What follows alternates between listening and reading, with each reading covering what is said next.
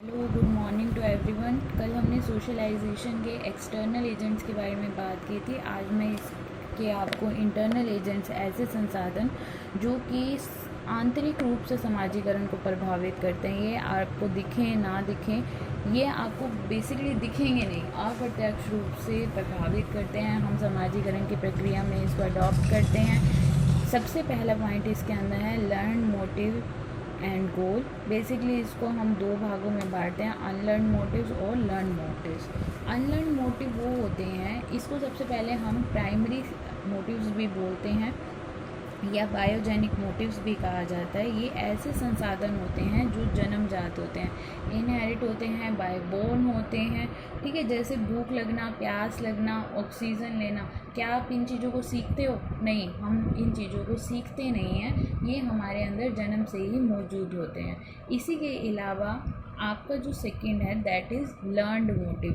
Learned motive वो होता है जो आप समाज से सीखते हो, या इसको सोशोजेनिक मोटिव्स भी कहते हैं। इसको ये भी कहते हैं कि ये जन्मजात नहीं होते, by environment, by situations you learn that things. इसको सेकेंडरी मोटिव्स भी बोला जाता है। तो यहाँ पे कंफ्यूज मत होना। लास्ट टाइम एग्ज़ाम में ये क्वेश्चन आया हुआ था कि प्राइमरी और सेकेंडरी मोटिव्स कौन से होते हैं, तो इसको ब्रैकेट में आप नोट डाउन कर लेना। That is your primary motives and this is your secondary motives. और ये भी इसके साथ है कि जो ये लर्न मोटिव होते हैं, ये हमेशा सबके लिए एक जैसे नहीं होते। एक जैसे नहीं होते मतलब मान लीजिए कि मेरा जो है कॉलेज का एक्सपीरियंस बहुत अच्छा रहा, लेकिन आप लोगों का ये नहीं कह सकते कि आपको जो कॉलेज से है वो अच्छी मेमोरीज मिली। ठीक है, तो ये हम सबके अलग अलग होते हैं। और बेसिकली इन चीज़ों से पैदा क्या होता है, हमारी डिपेंडेंसी, कि हम किसी के ऊपर हमें आश्रित होना चाहिए। मैं कहती हूँ कि नहीं, जो फ्रेंड सर्कल है वो ज़रूर होना चाहिए। आप लोगों का जो एक्सपीरियंस है वो ये कहता है ज़्यादा सोशलाइज्ड नहीं होना चाहिए, लोगों के साथ ज़्यादा कोऑपरेट नहीं करना चाहिए, लोग सेल्फिश होते हैं, ब्ला ब्ला ब्ला। इस तरह से हम लोग चीज़ों के आगे डिसीज़न लेते हैं कि किस तरह का हम अपने अंदर व्यवहार लेके आ रहे हैं। हम उन जो व्यवहार है उनके अंदर कौन सी क्वालिटीज़ हम अपने अंदर लेके आ रहे हैं। पावर मोटिव्स, ग्रीड, लालच, प्रेस्टीज, मान सम्मान, प्रतिष्ठा, इन सब चीज़ों को हम सीखते हैं कहाँ से? लर्न मोटिव से। और ये हमें हमेशा एनवायरनमेंट से प्राप्त होती हैं। नेक्स्ट जो हमारा इसी के अंदर है दैट इज़ सोशल डिज़ायबिलिटी। सोशल डिज़ायबिलिटी क्या होती है? सोशल डिज़ायबिलिटी उस प्रोसेस को बोलते हैं जिसके अंदर सोसाइटी की कुछ डिज़ायर्स होती हैं। सोसाइटी, अगर आप सोसाइटी की, आप समाज के कुछ रूल्स और रेगुलेशंस को फॉलो करते हो तो आपको प्रेस्टीज मिलती है, आपको रिस्पेक्ट मिलती है। लेकिन अगर तुम उसको फॉलो नहीं करोगे, उसके डिज़ायरेबल बिहेवियर को नहीं करोगे जो वो चाहते हैं तुमसे, तुम्हारी कम्युनिटी, तुम्हारा कल्चर, मान लीजिए कि आप जिस कल्चर में रहते हैं वहाँ पर कुछ भी कोई भी ऐसा व्यवहार, बड़ों के आगे बोलना, बड़ों को डिसरिस्पेक्ट करना, वहाँ पे मान्य नहीं है। वो लोग तुम्हें सोसाइटी से, अगर तुम उसकी डिज़ायरेबल को बिहेवियर को नहीं कर रहे तो क्या होगा? इंटरनल तो ये चीज़ें इंटरनली रही हैं कि तुम्हें वो करना है या नहीं करना, that is related to your self. ठीक है, तो आप अगर सोसाइटी की डिज़ायरेबल बिहेवियर को नहीं करते तो हो सकता है वो तुम्हें उस चीज़ के लिए पनिश करें। इसी के अपोजिट अगर तुम उनके अकॉर्डिंग कोई भी बिहेव करते हो तो उसके लिए तुम्हें रिवॉर्ड दिया जाता है। इससे सोशलाइजेशन का प्रोसेस जो है वो आ रहा है कि हमें कैसा व्यवहार करना है अपने कल्चर में और कैसा सोसाइटी और कम्युनिटी में बिहेव नहीं करना। बेसिकली इसको भी दो तरह से हम लोग डिवाइड करते हैं। कैसे हम लोग ये चीज़ें सीखते हैं? नेटवर्क ऑफ ट्रेनिंग, इसमें शिक्षा दी जाती है। ट्रेनिंग जैसे टीचर स्कूल में तुम्हें ट्रेनिंग देता है ना, तो सेम इसी तरह से जो तुम्हारा कल्चर है, तुम्हें कौन कम्युनिटी है, तुम्हारे पेरेंट्स हैं, वो तुम्हें कुछ रीति रिवाज बताते हैं कि नहीं, हमारे कल्चर में ये चीज़ गलत है, ये सही है, हमें इन लोगों के साथ बात करनी है, इस ग्रुप में रहना है, इस सोसाइटी के साथ कोऑपरेट करना है। तो दैट ये एक ऐसा जाल है जहाँ पे आप इनडायरेक्टली नहीं, डायरेक्टली नहीं, बल्कि इनडायरेक्टली आप चीज़ों को गेन करते हो। आप वहाँ से चीज़ों, और ये चीज़ें सीधा आपके माइंड के ऊपर इफ़ेक्ट करती हैं, कहीं ना कहीं माइंड के अंदर स्टोर हो जाती हैं कि, और हम लोग भी सेम वैसा ही बिहेव करते हैं जैसा हमारी कम्युनिटी करती है। नेक्स्ट आती है, हम सोशल लर्निंग करते हैं। हम सोसाइटी में देखते हैं कि इस तरह का बिहेवियर करने से, देखो बेंडूरा ने एक बड़ा अच्छा एक सोशल लर्निंग की थ्योरी दी थी, बता देती हूँ मैं आपको। बेंडूरा की एक थ्योरी थी, उन्होंने एक बच्चों के ऊपर एक्सपेरिमेंट किया। 3 ग्रुप लिए, एक छोटे छोटे बच्चे थे, प्री स्कूल के बच्चे थे, 3 से 4 साल के बच्चों का एक ग्रुप लिया। उनको क्या किया कि एक एग्रेसिव मूवी दिखाई और उसके बाद टॉयज़ दे दिए। तीनों ग्रुप्स को अलग अलग दिया। अब उन तीनों ग्रुप्स के जो बिहेवियर देखने के सामने है, एक ग्रुप को ये दिखाया कि एग्रेसिव बिहेवियर करने पर जो मूवी दिखाई गई एग्रेसिव बिहेवियर की, उसके अंदर ये दिखाया कि जो लोग एग्रेसिव बिहेवियर कर रहे थे उनको रिवॉर्ड मिला, ठीक है। सेकेंड ग्रुप को ये दिखाया गया कि जो लोग एग्रेसिव बिहेवियर कर रहे थे उनको पनिशमेंट मिली। थर्ड ग्रुप को ये दिखाया गया कि जो लोग एग्रेसिव बिहेवियर कर रहे थे उन्हें कुछ भी नहीं मिला। तो यही जो सेम टू सेम है, इमिटेशन करते हैं हम लोग, नकल करते हैं, और ये चीज़ उस थ्योरी ने प्रूव कर दी, बेंडूरा ने ये प्रूव कर दिया कि उन बच्चों में भी वैसी ही टेंडेंसी देखने को मिली। जिस ग्रुप को ये दिखाया गया था कि ऐसा करने से रिवॉर्ड मिलता है, पुरस्कार मिलता है, तो उन बच्चों ने भी सेम वैसा ही बिहेव किया। जिनको ये लगा कि ये पनिशमेंट मिलती है, उन्होंने एग्रेसिव बिहेव नहीं किया टॉयज़ के साथ, ठीक है, जो टॉयज़ बच्चों को खेलने के लिए दिए गए थे। और थर्ड ग्रुप ने उनको किया भी, और क्योंकि उन्हें पता है कि हम अगर ऐसा करेंगे, अगर पनिशमेंट भी नहीं मिलेगी, और सेम रिजल्ट्स वाज सेम। जो भी हम लोग उन्होंने देखा, हम लोगों ने उसको इंटीमेट किया। और स्पेशली 0 to 5 ईयर्स के बच्चे, ये आपको मैं कई बार बता चुकी हूँ कि 0 to 5 ईयर आपकी एक ऐसी एज होती है जहाँ पर आप चीज़ों को बहुत ज़्यादा इमिटेशन करते हो, नकल करते हो चीज़ों की, ठीक है। तो इसी तरह से ये internal, that are the internal agents, जो हमें डायरेक्टली इफ़ेक्ट ना करके इनडायरेक्टली इफ़ेक्ट करते हैं। नेक्स्ट जो आपका टॉपिक है, that is factor affecting socialization. अभी तक हम एजेंट्स के बारे में पढ़ रहे थे, कैसे हम चीज़ों को सीखते हैं। अब कौन कौन से कारक हैं जो कि पूरी तरह से आपके सोशलाइजेशन प्रोसेस को प्रभावित करते हैं, प्रक्रिया को प्रभावित करते हैं। तो इसके अंदर जो सबसे पहला है, दैट इज़ आइडेंटिफिकेशन। आइडेंटिफिकेशन को आप हिंदी में बोल सकते हैं पहचान। हम लोग एक समाज में रहते हैं और हम इस समाज में अपनी एक पहचान बनाना चाहते हैं। पहचान का मतलब क्या होता है? जब मनुष्य अपने व्यक्तित्व को दूसरे व्यक्तित्व के अनुरूप ढालने का प्रयास करता है। हम लोग वैसी पर्सनैलिटी को डेवलप करते हैं जैसा कि दूसरे की पर्सनैलिटी है, उसके अनुरूप ढालने की। मतलब मान लीजिए कि आप, अगर आपकी मदर आपसे ये एक्सपेक्ट करती है कि भाई मेरा जो बच्चा है ना वो सबसे समझदार होना चाहिए, तो सोसाइटी में अब वो बाहर जाके बात भी करती है कि भाई जो जैसा बच्चा मेरे को चाहिए था, मेरा बच्चा तो बिल्कुल वैसा ही। दैट इज़ आपने अपनी एक आइडेंटिटी को डेवलप करा है, आपने उन नॉर्म्स को मान के इन चीज़ों को एडप्ट किया है कि आपकी एक आइडेंटिफिकेशन, आपकी एक अलग से पहचान बन गई है। दैट इज़ आप समाज के रीति रिवाजों को सीख कर उनको अपने अंदर ग्रहण कर लेते हो, ठीक है। अब जो नेक्स्ट है सुझाव, या फिर आप जिसको हम सजेशन भी बोलते हैं। अब ये सजेशन क्या होता है? ये बहुत ही आवश्यक कारक होता है, इम्पोर्टेंट फैक्टर होता है।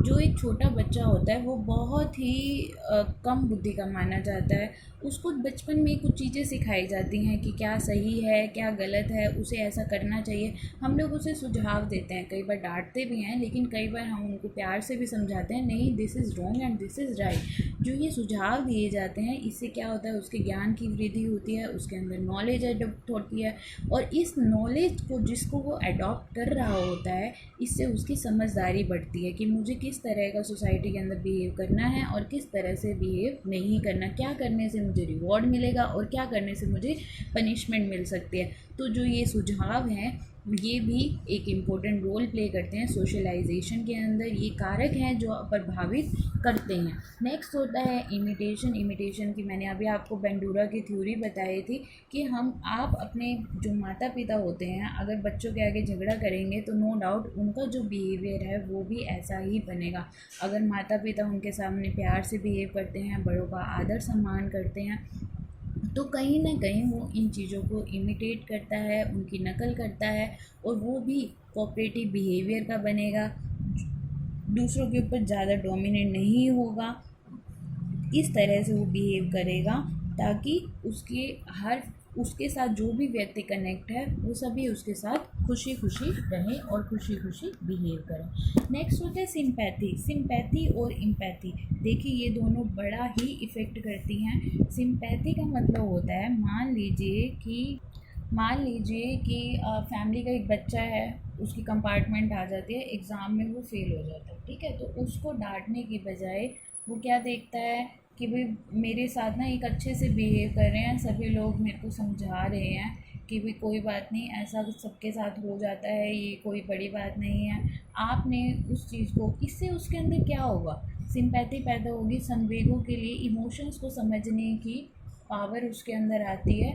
स्टार्टिंग में तो ये सिर्फ उसको माँ से मिलती है या फादर से मिलती है, लेकिन जैसे जैसे वो बड़ा होता है अपने आस पड़ोस में पेरेंट्स से, टीचर से, ग्रैंड मदर, ग्रैंड फादर, जैसे जैसे उसके रिलेशन, फ्रेंड सर्कल बढ़ते जाएंगे वैसे वैसे वो इन चीज़ों को अपने अंदर डेवलप करता जाएगा। उसका भी नेचर वैसा ही हो जाएगा। अगर मान लीजिए आप उसको कोई गलती करता है और आप उसको डांटने की बजाय आराम से समझाते हैं, या फिर वो किसी के साथ मारपीट करके आता है, उसको सिंपैथी के ज़रिए सहानुभूति दिखाते हैं कि नहीं तुझे ऐसा नहीं करना चाहिए, दिस इज़ रॉन्ग, ये वो, तो इस तरह से जो भी इमोशंस आप उसके सामने शो करेंगे वो कहीं ना कहीं उस छोटे बच्चे के अंदर भी डेवलप होते जाएंगे। That is called sympathy.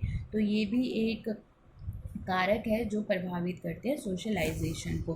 Next है हमारा जो कल्चर है, हमारे बड़े से कस्टम्स होते हैं, रीति रिवाज होते हैं, हम उन चीज़ों से सीखते हैं। कई संस्कृतियाँ ऐसी होती है जो बच्चों को शुरू से ही एक आज़ादी देती हैं। अगर मैं बाहर फॉरेंस की बात करूँ तो 18 ईयर्स के बाद, 17 या 18 ईयर के बाद बच्चों को छोड़ दिया जाता है कि आप लोग अब हमसे फ्री हो कि आप जो करना चाहो आप कर सकते हो। लेकिन यहाँ पर तो अगर मैं इंडिया की बात करती हूँ तो इंडिया का कल्चर ऐसा नहीं है। वेस्टर्न कल्चर हमारे क्या हम लोगों ने अडॉप्ट कर लिया है, हो रहा है धीरे धीरे, बट अभी इतना भी नहीं हुआ कि पेरेंट बच्चों को इतना फ्रीली छोड़ दिया जाए। यहाँ पर तो बच्चे 25-25 साल, 26-26 साल तक पढ़ाई भी करते रहते हैं। ज़्यादा अभी भी डिपेंडेंसी जो है उनकी वो ख़त्म नहीं होती पेरेंट्स के ऊपर।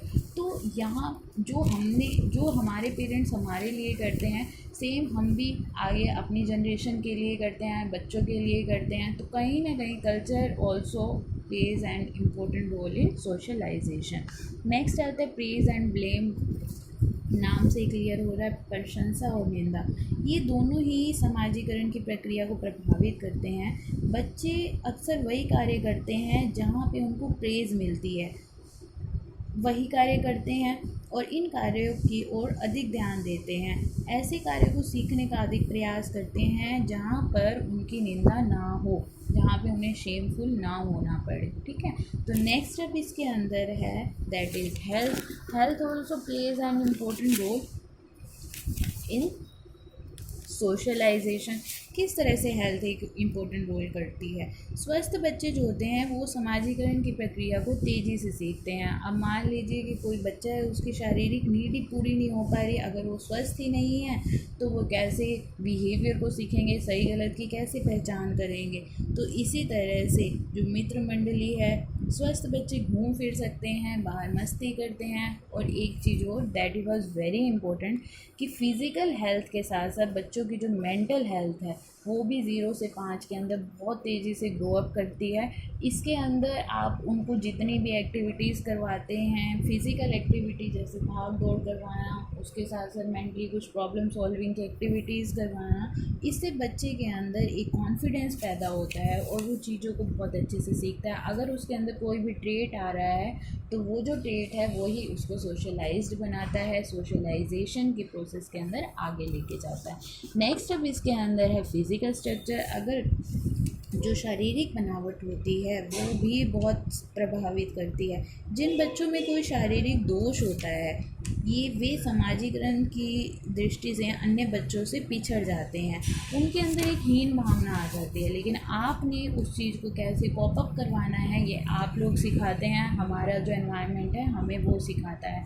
मान लीजिए कि किसी कोई हैंडीकैप है, फिज़िकली हाथ नहीं है या पैर नहीं है, तो आपने उन बच्चों को किस तरह से दूसरे बच्चों के साथ सेम समझना है, किस तरह से आपने ये ध्यान रखना है कि उसके अंदर इन्फीरियरिटी पैदा ना हो। अगर उसके अंदर इन्फीरियरिटी पैदा हो जाती है तो इन फ्यूचर वो अपने सोसाइटी में खुद को ज़्यादा इन्वॉल्व नहीं कर पाएगा, ज़्यादा इंटरेक्ट नहीं करेगा और कहीं ना कहीं जो उसका बिहेवियर है वो हेजिटेट वाला, इंट्रोवर्ट पर्सनैलिटी वाला बन जाता है। नेक्स्ट होता है रेडिक्यूल, मजाक उड़ाना या रैगिंग करना। रैगिंग करना एक अपराध भी माना गया है। जब छोटे बच्चों में ये बहुत ज़्यादा सामाजिकरण को कैसे प्रभावित करता है, आप इमेजिन ही कर लो कि अगर कभी आपके साथ कुछ ऐसी एक्टिविटी जो आज तक आपको याद हो कि मेरे साथ इस तरह का, मेरे खुद पर्सनली एक ऐसा एक्सपीरियंस रहा है, फिर कभी आपके साथ शेयर करूँगी। तो उस तरह का वो किस तरह से सोशलाइजेशन, अगर मान लीजिए छोटे बच्चों को अगर आप बड़ों के सामने बार बार डांटोगे, उनको शर्मिंदा करोगे, उनका मजाक उड़ाओगे, तो हो सकता है कि उनका हॉस्टिलिटी या एंटी सोशल बिहेवियर, या तो वो आपको बिल्कुल डिसरिस्पेक्ट करना शुरू कर देंगे, आपके बिल्कुल रिस्पेक्ट नहीं करेंगे, या फिर वो सोसाइटी से बिल्कुल कट ऑफ कर देंगे। तो हमने इस तरह का बिहेवियर बच्चों के अंदर पैदा नहीं करना, या ये कारक है जिनका हमें ध्यान रखना है। नेक्स्ट और जो आपका लास्ट पॉइंट है दैट इज़ अप्रूवल और डिसअप्रूवल। मनोवैज्ञानिक ये मानते हैं कि जो भी बच्चा व्यवहार कर रहा है, बच्चे को व्यवहार को स्वीकृति देनी चाहिए। अगर वो मान्य व्यवहार से कर रहा है, मान्यता के अनुसार, मतलब मान्य तरीके से कर रहा है जो कि सोसाइटी में एक्सेप्टेड है, उन चीज़ों को हमें, जैसे अगर वो डांसिंग में, ड्राइंग में, जो भी चीज़ में इंटरेस्टेड है, कोई ऐसी एक्टिविटीज़ हैं, उनके ऊपर चीज़ों को थोपना नहीं चाहिए कि ये काम करना है, ये नहीं करना, इस एक्टिविटी में ज़्यादा पार्टिसिपेट करना है, इसमें नहीं करना। तो हमें स्वीकृति देनी चाहिए। लेकिन अगर इसी के कंपैरिजन अगर वो कुछ ऐसा एंटी सोशल बिहेवियर कर रहा है जो समाज में एक्सेप्टेड नहीं है, तो उन चीज़ों को हमें ही अवॉइड करना सिखाना चाहिए। तो that is all about your factor affecting socialization. आज आपकी ये यूनिट यहीं पे कंप्लीट होती है। कल मिलेंगे नेक्स्ट चैप्टर के साथ।